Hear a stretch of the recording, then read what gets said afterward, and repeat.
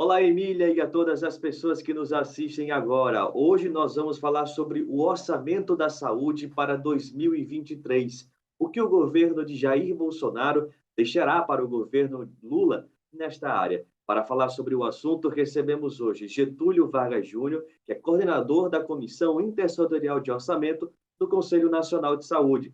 Seja muito bem-vindo, Getúlio, tudo bem?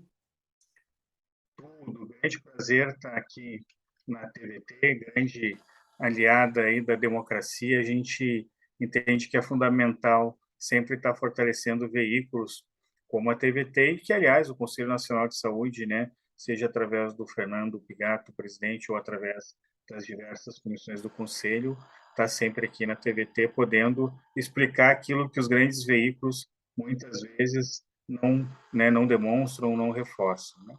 Então, obrigado aí pela oportunidade. Maravilha. Seja muito bem-vindo, Getúlio.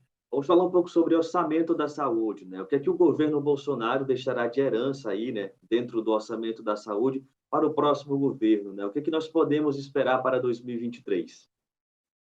Então, a gente já viu aí pela proposta orçamentária, aí a gente tem que fazer um orçamento, é todo o processo, né? Na peça orçamentária, ela reflete todo um ciclo que vem desde o golpe de 2016, né, que ao mesmo tempo também naquele período foi aprovada a emenda constitucional 95 do teto de gastos, e a gente vem tendo aí nesse período um processo de desfinanciamento da saúde, né? E esse processo de desfinanciamento só na emenda Constitucional 95 já passa, né, segundo dados do Conselho Nacional de Saúde, se eu não me engano,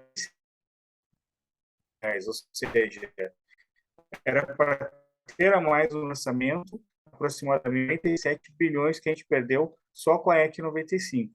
Só que além da EC 95, a gente também tem as perdas que os estados vão ter, que a gente já sentiu um pouco em Getúlio, desculpa. 2022 e vai sentir mais ainda em 2023.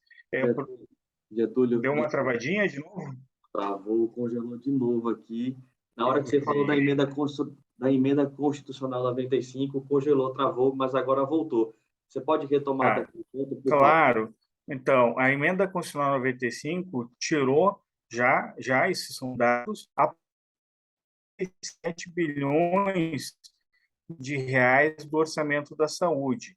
E isso não é pouca coisa. E se soma a emenda no teto de gastos, se soma a ele também a mudança na política do ICMS, que vai tirar recursos dos estados e dos municípios no orçamento da saúde de 2023. Só que o governo federal não bastasse isso, para poder caber as outras coisas né, por exemplo, orçamento secreto, outras medidas aí muito questionáveis do Bolsonaro, que ainda bem não se reelegeu, a esperança volta com Lula em 2023, mas o Lula vai ter um trabalho grande pela frente. A gente precisa revogar a EC 95 e precisa recompor o orçamento da saúde. Aqui com os dados do próprio, que a própria COFIN, o Conselho Nacional da Saúde, a gente percebe, por exemplo, na proposta orçamentária para 2023, só nas vacinas, um corte de 5 milhões de reais.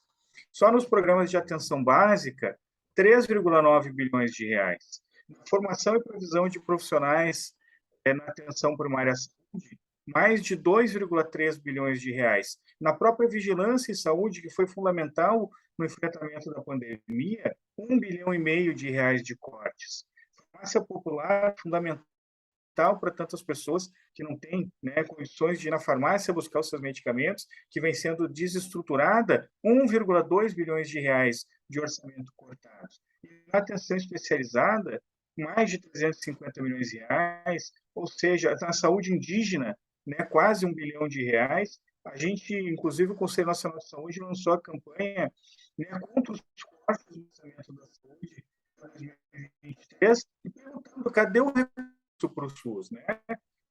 Mais de 22,7 bilhões de cortes nessa proposta orçamentária faz com que cada vez mais, né, a gente corra o risco do Ministério da Saúde, do governo federal, não investir o adequado em saúde. E isso é trágico. E se a gente for fazer uma comparação histórica, a gente percebe que nos últimos anos isso se acentuou a presença dos estados e dos municípios no financiamento da saúde aumentou. Mas por que aumentou? Porque a presença da União diminuiu drasticamente. Cada vez mais o piso, né, se torna o teto. Cada vez, ano após ano, a gente percebe que o investimento do governo federal em saúde é muito próximo do piso determinado, né, pela lei do SUS, pela Constituição, enfim, pelos instrumentos necessários para garantir o financiamento adequado. Então, o Lula vai enfrentar aí uma batalha muito dura, porque saúde não é uma coisa que tu tem opção ou não de investir. Está determinado na Constituição um conjunto de políticas sociais, só que saúde e educação têm percentuais mínimos de investimento.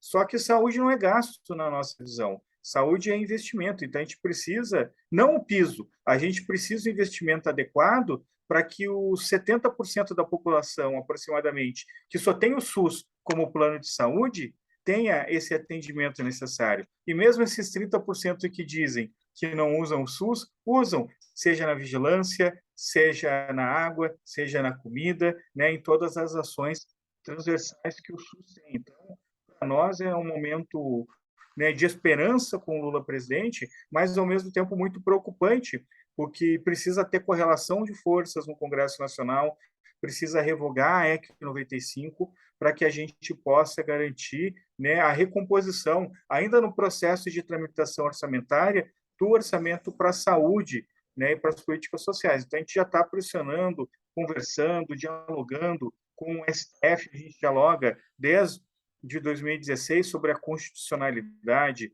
né, do teto de gastos, que para nós é inconstitucional, mas também com os senadores que vão ser os relatores do orçamento, seja o geral, seja o do orçamento da saúde, com deputados também, para que a gente possa garantir que na tramitação da lei orçamentária a gente já consiga minimamente recompor. Imagina o nosso desespero.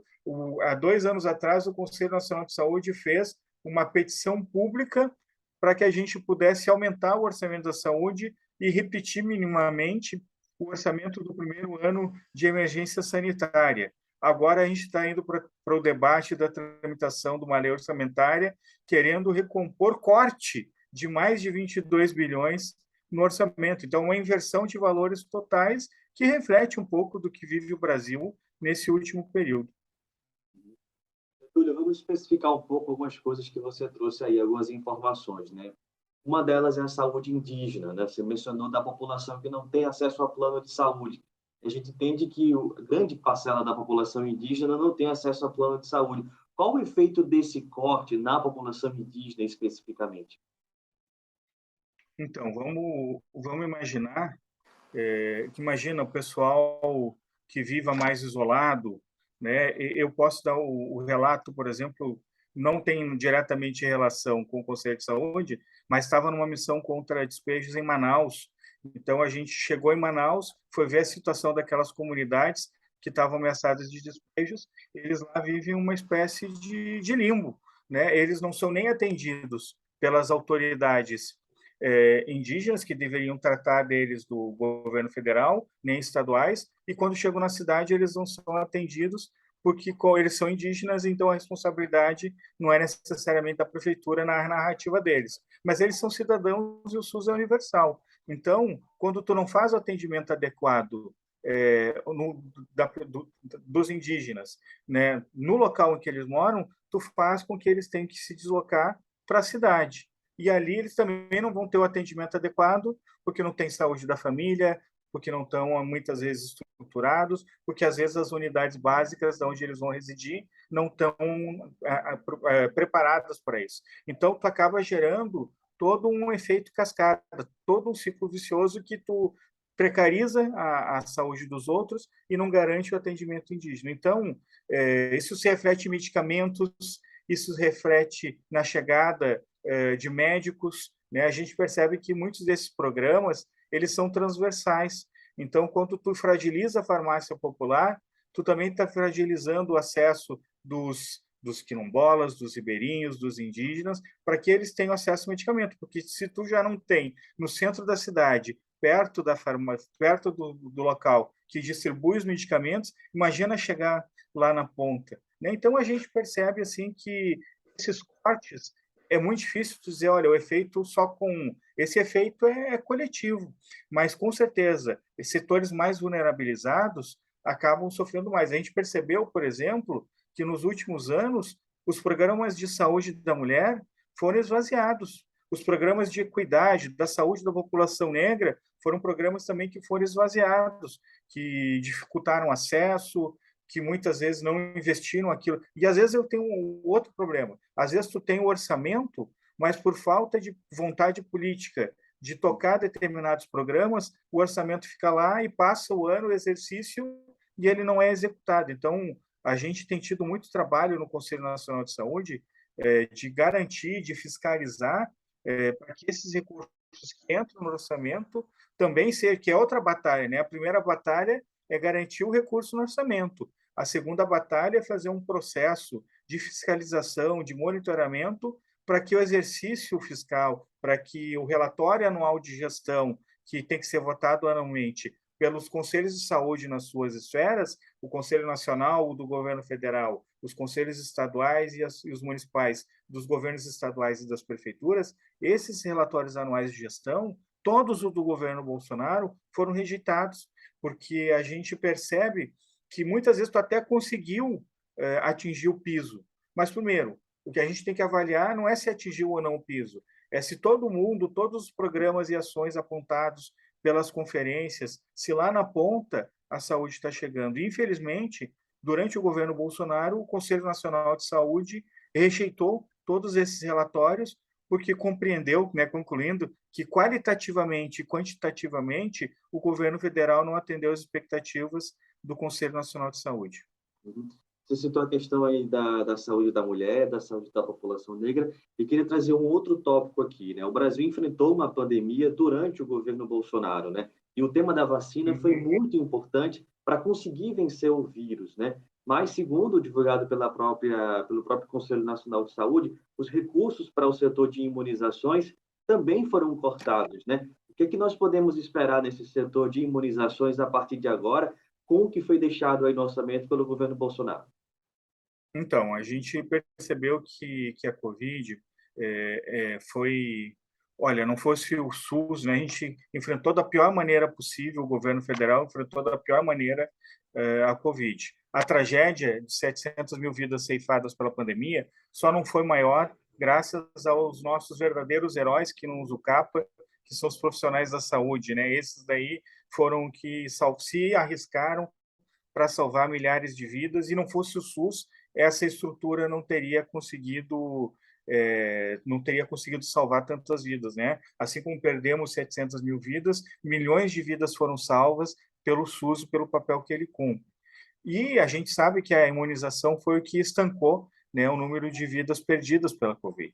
Só que, como é um vírus, né, parecido, eu não sou técnico, né, mas é um vírus parecido com gripe, tu precisa ciclicamente, né, conforme o vírus vai tendo as suas variações, tu precisa fazer novas rodadas de imunização. Então, não acabou a imunização. A gente precisa anualmente se vacinar e alguns até 2, 3 doses, conforme o organismo, né, a condição de cada pessoa. Então, o corte de 5 bilhões no orçamento da imunização é trágico. É trágico porque a gente pode ser que não tenha o ano que vem a quantidade de doses necessárias para que e aí isso é uma coisa que também que tu não compra só ano a ano. Às vezes tu planeja a compra para 2, 3 anos. Então, a gente pode prejudicar não só 2023, mas 2024, 2025, por não ter o orçamento necessário para essas imunizações.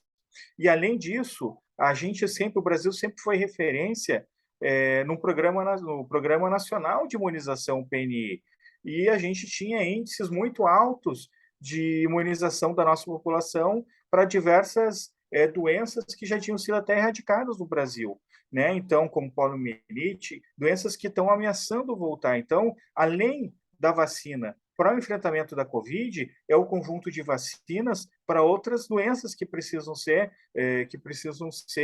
elevar, inclusive, o nível percentual de imunização, não só das crianças, mas de todo o conjunto da população. Então, a gente entende que isso não prejudica só o enfrentamento da pandemia, mas prejudica também outras doenças que precisam. E mais, a gente enfrentou a pandemia, só quem fez campanha para imunização foram os veículos privados. Não teve uma campanha, uma ação pública como a gente teve na H1N1, como tinha o Dia D com o Zé Gotinha, para outras campanhas de vacinação. O Brasil parou de ser referência nessa construção. É fundamental que a gente volte a ter campanhas, é fundamental que a gente fortaleça a ciência, derrote o negacionismo e volte a ter um nível adequado de imunização, não só para a Covid, mas para o conjunto de doenças, né, que as vacinas estão aí à nossa disposição. Aliás, eu tomei vacina no braço quando era criança, quando era adolescente, e nunca perguntei qual era a procedência da vacina. Para mim, o que importava era ser imunizado. Eu acho que o conjunto da população também, essa narrativa de querer discutir esse tipo de debate, afasta as pessoas de querer se vacinar, acaba criando um medo infundado, né? Que nem o próprio Bolsonaro diz, tomar vacina vai virar jacaré. Uma coisa é um amigo brincar com outro numa roda de bar, outra coisa é um chefe de Estado militar contra a vacinação. Então, isso daí, com certeza, atrapalhou muito, mas a questão mais importante para garantir é recurso. Com 5 bilhões a menos, com certeza a gente não vai conseguir imunizar o volume de pessoas necessárias, não só para a Covid, mas para todas, né, as doenças que a gente precisa garantir a imunização no Brasil. Getúlio, para a gente encerrar, por causa do nosso tempo do quadro de entrevistas, queria te perguntar o seguinte, né? O Conselho Nacional de Saúde tem um papel muito importante de fiscalização sobre a atividade do Ministério da Saúde, né? Diante desse corte tão profundo no orçamento da área, né, da área da saúde, o que é que o Conselho sugere e aponta como solução imediata para o novo governo, né? Sobretudo nessa fase de transição agora de um governo para o outro, né? O que é possível fazer a tempo para contornar o efeito negativo desses cortes orçamentários? Então, fundamental. Acho que a primeira diferença que a gente percebe vai ser o diálogo. Acho que não existe controle social, não existe SUS forte sem democracia. Tanto que a nossa 16ª conferência que passou já tinha no lema que saúde é democracia. E para a 17ª também aponta que amanhã é outro dia, ou seja, a questão do controle social, da participação, ela é fundamental para nós. Então, ter um outro patamar de interlocução e construção das políticas públicas de saúde, isso para nós já é um salto de qualidade. Não para passar pano para o governo. Ninguém aqui é submetido a governo nenhum, ao contrário. Agora, tu só consegue fazer a cobrança no ambiente de diálogo e de democracia. Eu acho que a primeira medida é pedir ajuda ao próprio presidente eleito, aos parlamentares que vão estar na base dele no próximo período, a minimamente recompor o orçamento da saúde. Eu acho que a primeira medida nessa questão orçamentária, eu acho que de questões mais gerais eu deixo para a mesa diretora do Conselho falar, mas assim, para a questão orçamentária é minimamente recompor. E a segunda medida, né, porque isso não dá para fazer até o orçamento, isso depois vai precisar de outra correlação de forças, é a revogação da EC 95, porque se tu não consegue garantir o financiamento adequado da saúde e das outras políticas sociais, tu não vai conseguir resgatar esse passivo que se acumulou nesses anos de governo Bolsonaro. A pandemia ainda tem um passivo muito grande, represado, de cirurgias eletivas, exames, consultas com especialistas, que a gente precisa retomar e que esse orçamento que está aí não prevê a recuperação dessa demanda. Então, a gente precisa minimamente manter, né, reverter esses cortes, né? O ideal seria avançar no orçamento, mas primeiro, né, seria reverter esses cortes e avançar em outras áreas que mesmo sem os cortes não conseguiriam cumprir o seu papel, revogar a EC 95 e pensar um novo modelo de financiamento da saúde, onde a gente não pense num piso, mas pense na saúde adequada para o conjunto, né, da nossa população, para quem precisa do SUS lá na ponta. Né? Quando o Lula, né, diz na sua primeira manifestação depois de eleito que a situação prioritária é garantir os direitos dos mais necessitados, combater a fome, quando 33 milhões de brasileiros passam fome, isso acaba também pesando no orçamento da saúde, porque são mais gastos de saúde que a gente vai ter. Então, a saúde é transversal com outras políticas. Quando tu não tem saneamento, cada real investido em saneamento são potencialmente R$ 5 economizados na saúde. Então, quer dizer, essas políticas são transversais e, com certeza, o impacto da falta do financiamento adequado nessas outras políticas acaba batendo com muita força na saúde também. Então, acho que recompor minimamente esse tecido de políticas, programas, um setorão de ações para a proteção social é fundamental, né? Ajuda muito na garantia do financiamento adequado da saúde. Gente, nós conversamos agora com Getúlio Vargas Júnior, ele é coordenador da Comissão Intersetorial de Orçamento do Conselho Nacional de Saúde. Getúlio, muito obrigado pela sua atenção e até a próxima oportunidade.